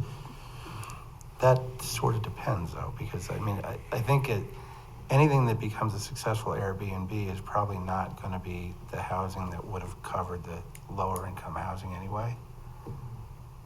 People do the Airbnbs to make a lot of money. Otherwise, they would just rent it out for monthly or for annually. So they do it to make a lot of money. So I feel like that, it's not really, in this I'm area. just telling you what the No, I county's know, done I a know, whole but- bunch of Yeah, no, I know, but research on in this, this and area, that's- it doesn't seem like that's why they would be doing them. They would, if you're doing an Airbnb, it's because you. Well, yeah, you can a make lot more money doing that, right? From that person's Which makes it perspective, much more lucrative to do that rather than right? rent it out. But that's and why we're the taking problem. housing out of the market, right? Yeah, Because but there's- if you have 100 fewer homes But for rent. if I can afford a house for $2,000 a month, and somebody's renting out a $3,000 a month house for an Airbnb, that's not something I was gonna get anyway. That's what I say, I think some of these Airbnbs, people are doing because they make a lot of money off of it, so it's not pulling from that stock of housing. It's a little downhill slide. Yeah. Yeah. Splitting hairs. I'm not- Anybody got anything All right. else? No? Michael, thank you very much. Thank you. The same you. thing, Thanks, Mike. read it over thoroughly, so we'd like to get this one back also in a month, try to get it back and get it going. There isn't as much of a time crunch on this one as the cannabis one, again, because it's, but I do think would be better served by getting this moved forward, fairly soon. So The Hudson Valley is a very popular place for these. Every town that you talk to has had issues, and to the point where Beacon had an issue where their Airbnb swimming pools believe it or not. Oh, yeah. Oh, every town does. Yep, Mm-hmm. yep, Airbnb swimming pool swim lanes. space. What's a pool go for these days? I was thinking of doing that. at Just my house. asking for a friend. $50 for the day.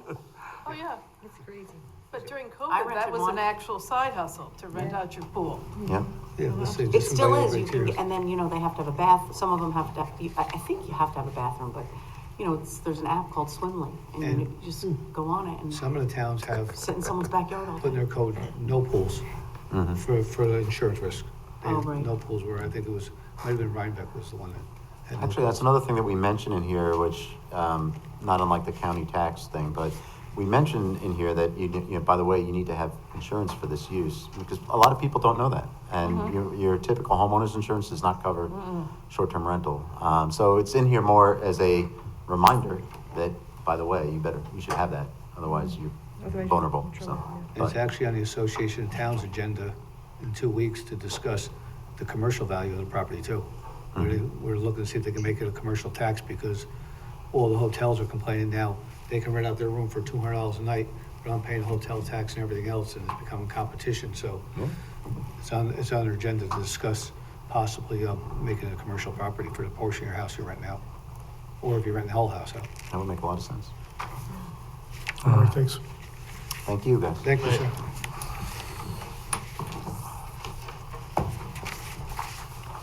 With that, on to committee reports. Finance, Nothing to report. technology.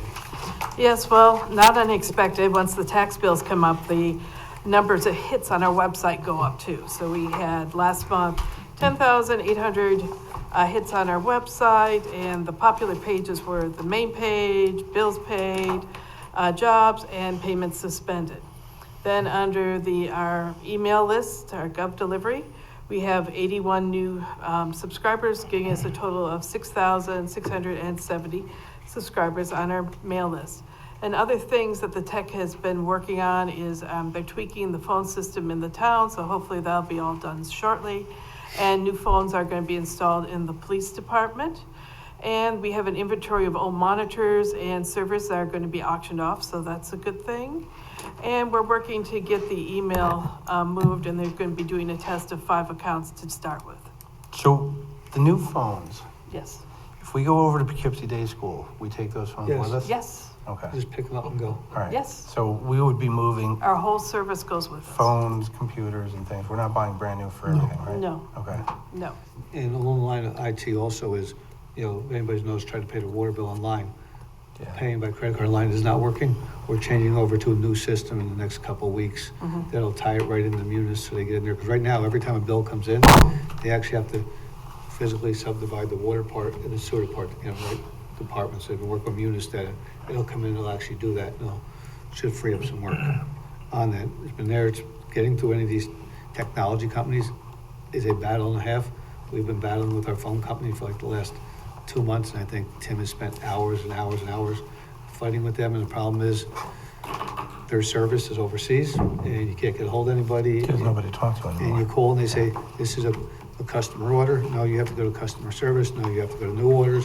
And he's extremely frustrated. They actually told us the other day, could you let us know how we know that you're a municipal entity and you can use the New York State bid? Because they didn't want to give us a bid price. And I said, which part do you want besides the seal of the town and who we are? And every day he gets on one of these companies, it's just a nonstop fight, and it's weeks to get a hold of anybody from Munis or, you know, who we're using for the phone service. It's just, I will say, the company that installed the phone service was phenomenal to work with, and they came back and they've answered all our questions. You know, they've been good. Angie, anything else for that? Recreation. Recreation, exciting news out of Creekside. They're in the early stages of planning for a 9-hole disc golf course that they're opening up outside, out there at Creekside Park, which would be a new addition to the town. Also, of course, help wanted still with inside the rec department. They're looking for a full-time groundskeeper still, seasonal groundkeepers and seasonal counselors. So anybody out there that's looking for a job, just go to the website there and apply there. Other events that are coming up, you have the St. Patrick's Day celebration on March 14th, the bus trip out to Plantville, Connecticut, the Aqua Turf Club, $65 for residents, $92 for non-residents. sign up, reservations by February 25th.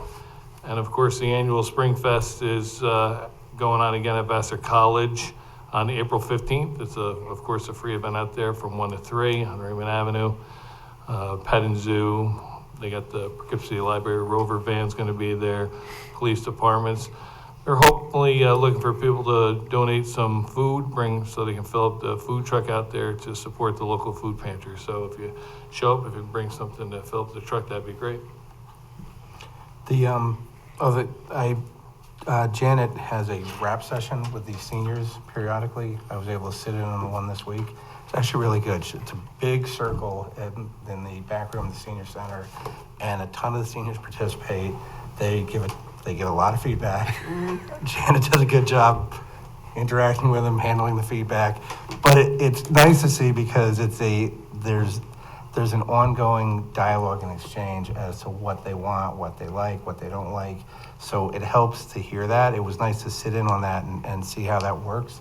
But I was impressed with how Janet does that and Linda over there, because it's a lot. And they make a major effort to make sure that seniors have what they need.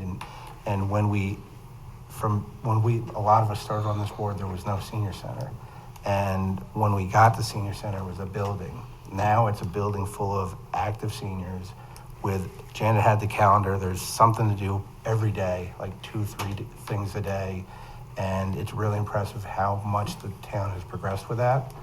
And you go to other towns, a lot of them don't even have a senior center, much less a program. So I think it's being well run, and it's nice to see how far it's come in not really a long time. No, Stephen, I'll agree.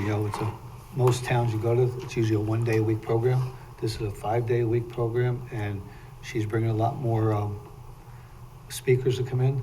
And you're dealing with multiple groups of seniors. You have the active group that just wants to come and exercise. You got the ones that just want to come play and participate, in what goes on day to day. You got the group that wants to come and just go on trips. And she seems to be extremely well-rounded on making sure all of those groups are taken care of. Yeah. And she said it's a vocal group, and I think she listens to what they all have to say, and she brings it back to the table. Yep. Yeah, no, it's been great, and I think Linda and the staff over there have been doing a really good job. Yeah, Linda and the staff do a great job. And Linda is a tremendous asset to the town. You want to mention what you're doing tomorrow? No. Well, the seniors are having a pancake breakfast tomorrow at the senior center. And the supervisor will be cooking breakfast. Infrastructure, Mr. Carlos? Nothing to report. Personnel? Nothing to report.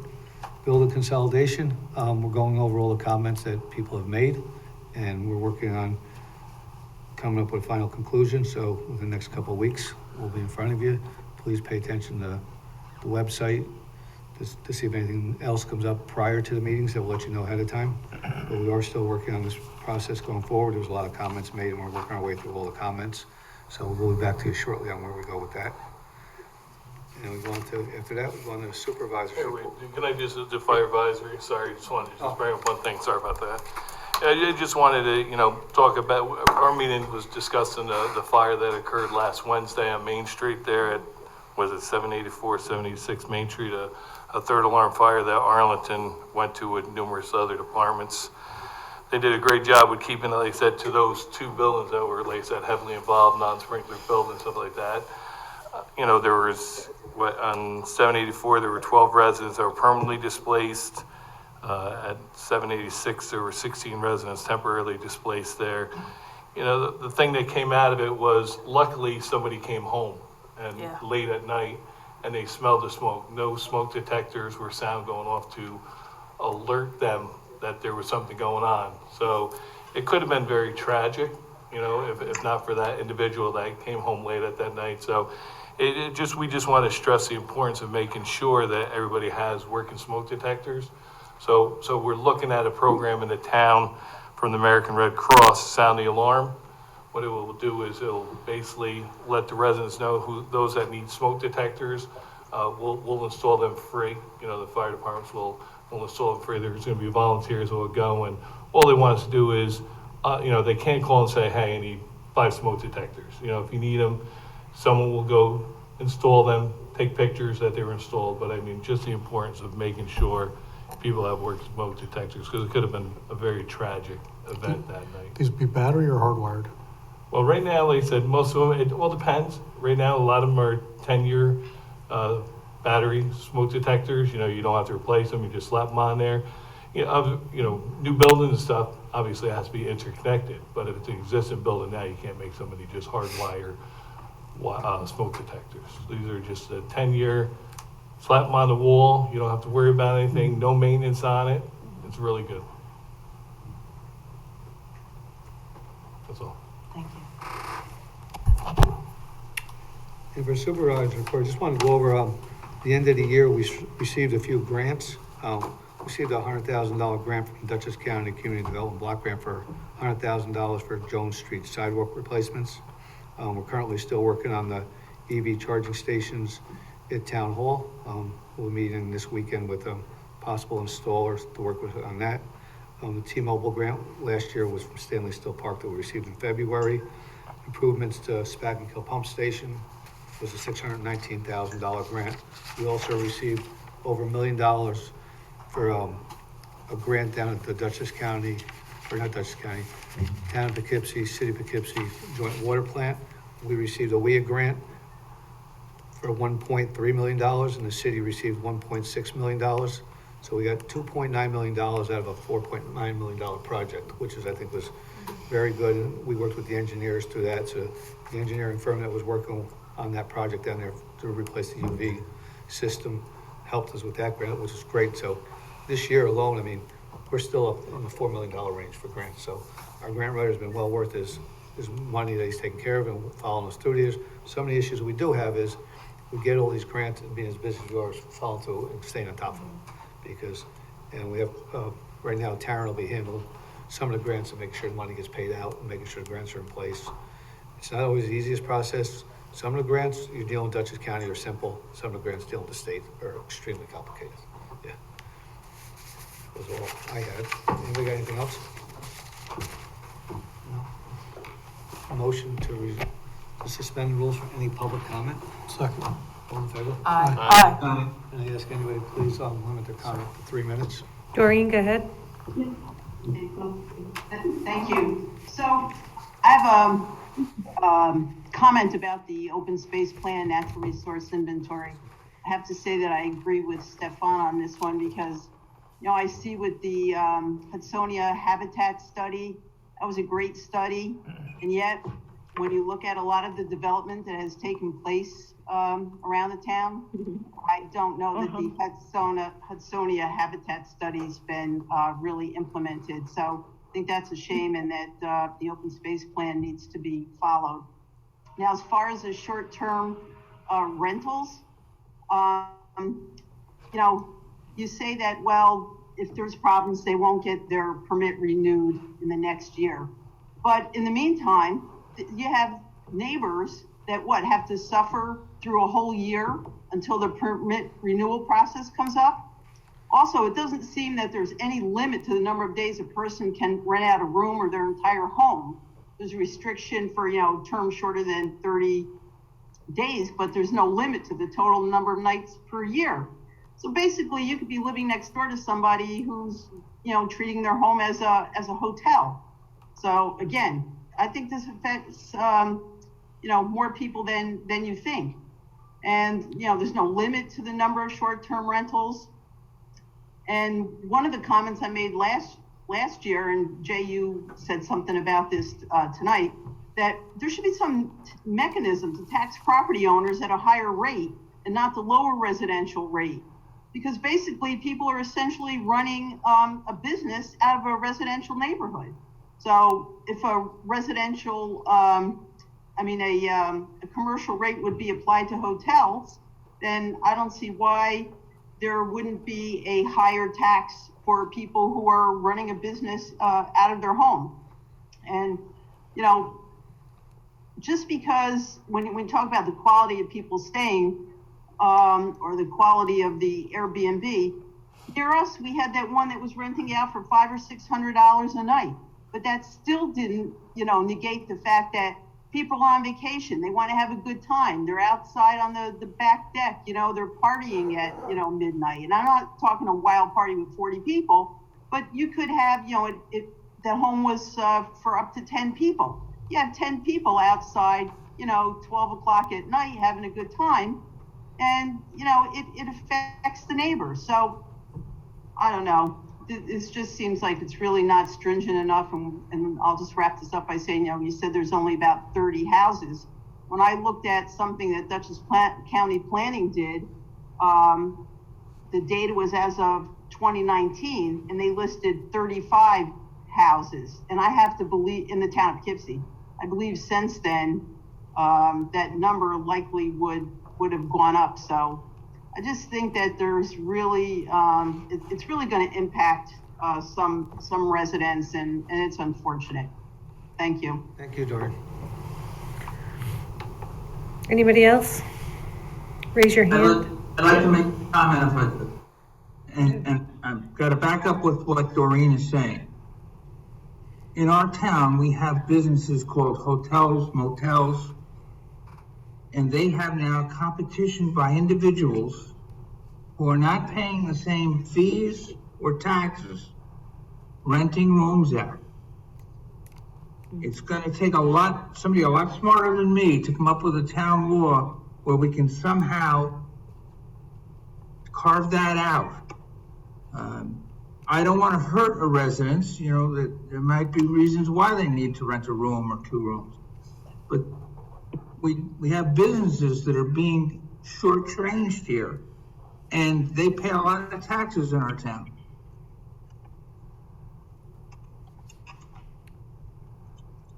That's all. Thank you.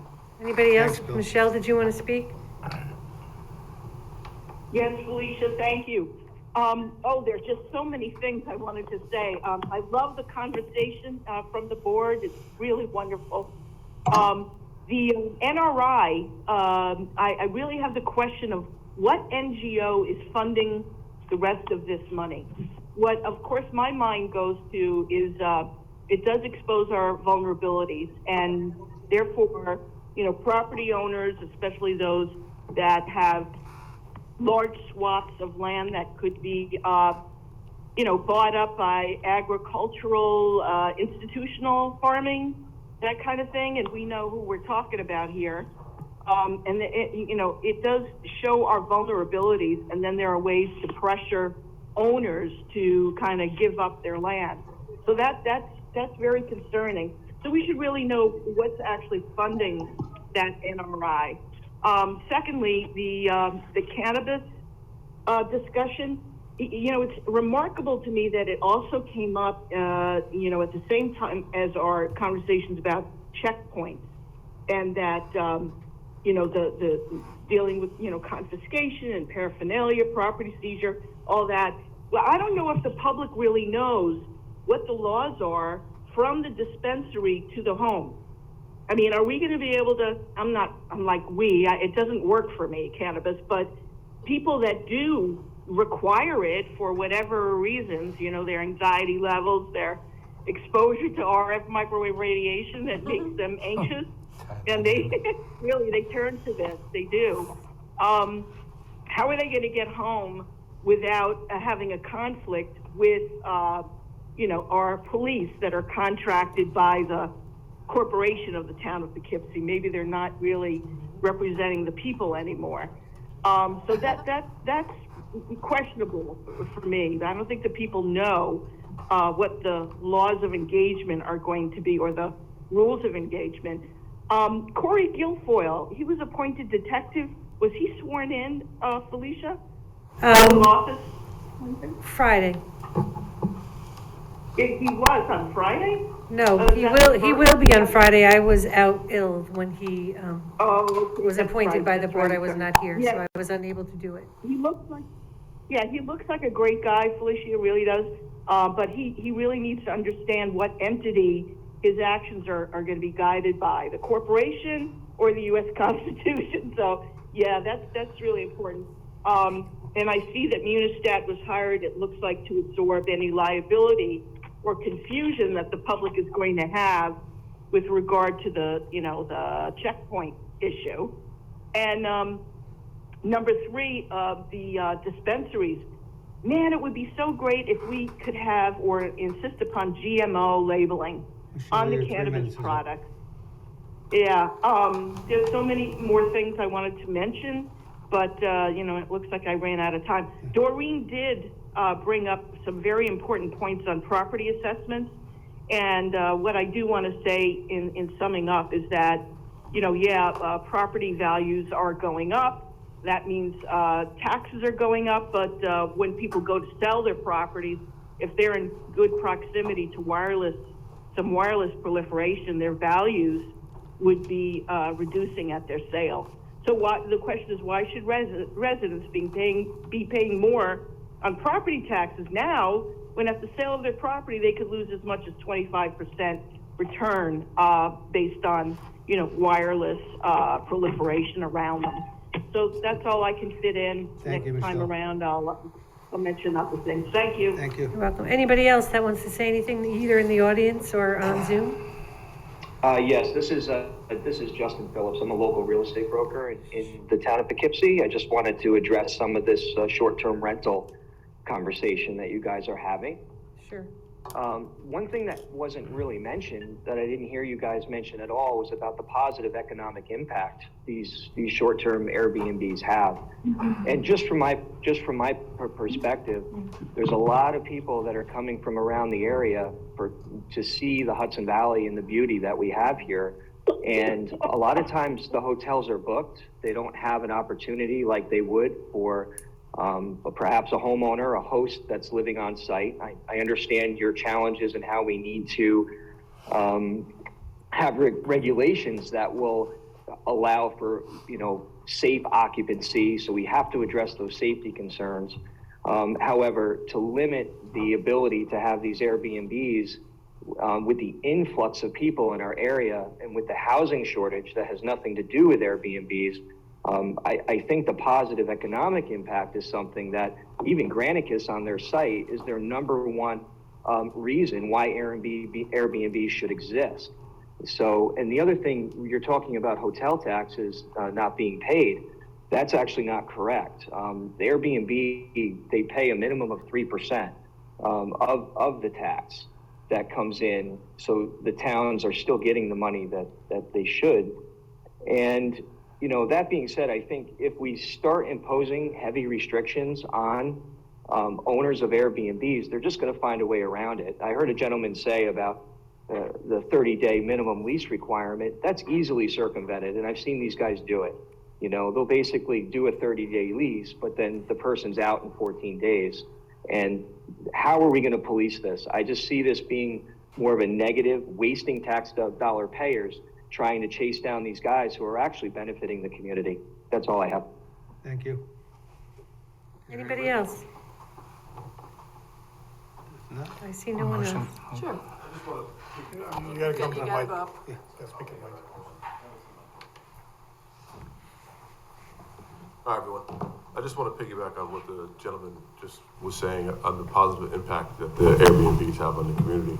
I myself am a homeowner, multiple homeowner and renter. And I rent to, short-term rentals and as well as students and locals in the area.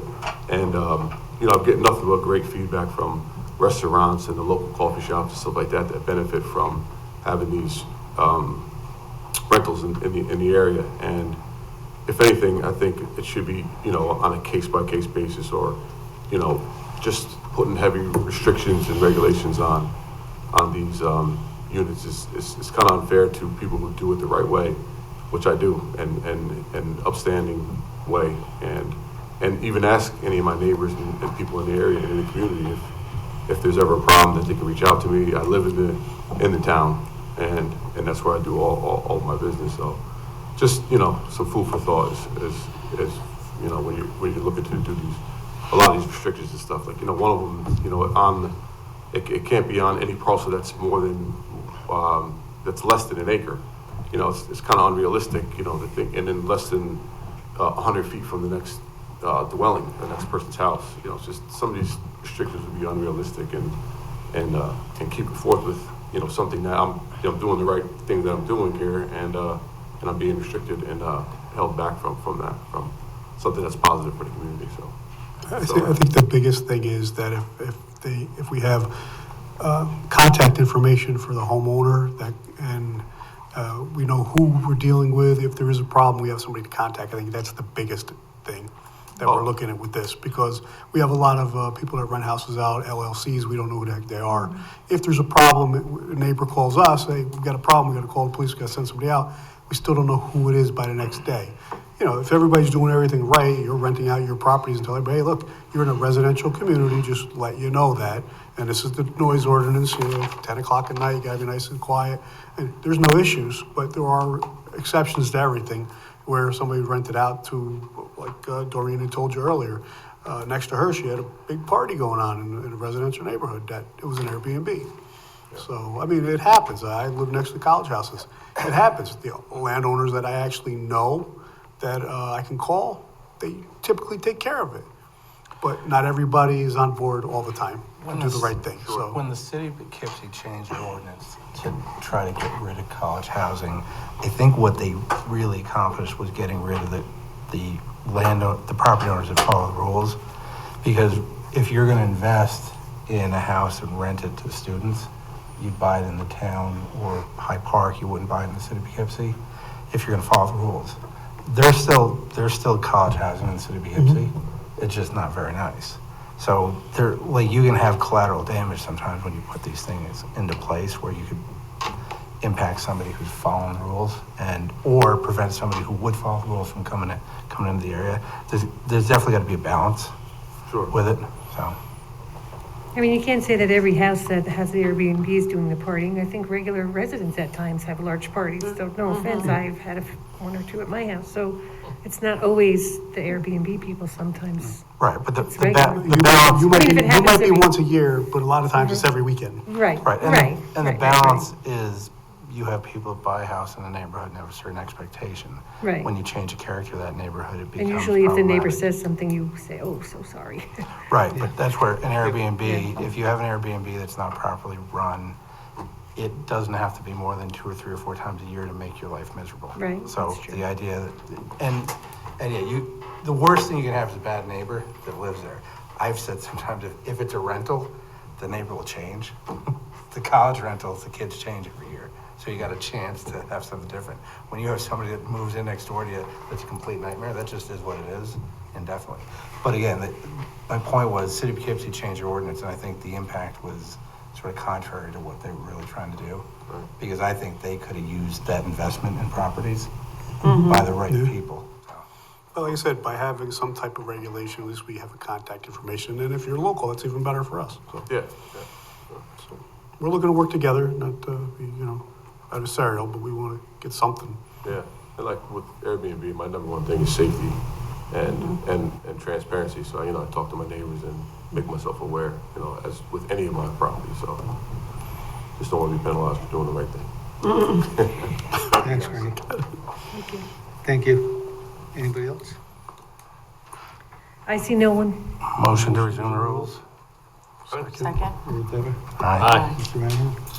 Be resolved, Town Board of Town of Poughkeepsie does hereby adjourn to executive session to consider the following: the medical, financial, credit, or employment history of a particular person or corporation, matters leading to the appointment, employment, promotion, demotion, discipline, suspension, dismissal, or removal of a particular person or corporation, to discuss matters which are exempt under the open meeting law, including matters subject to attorney-client privilege.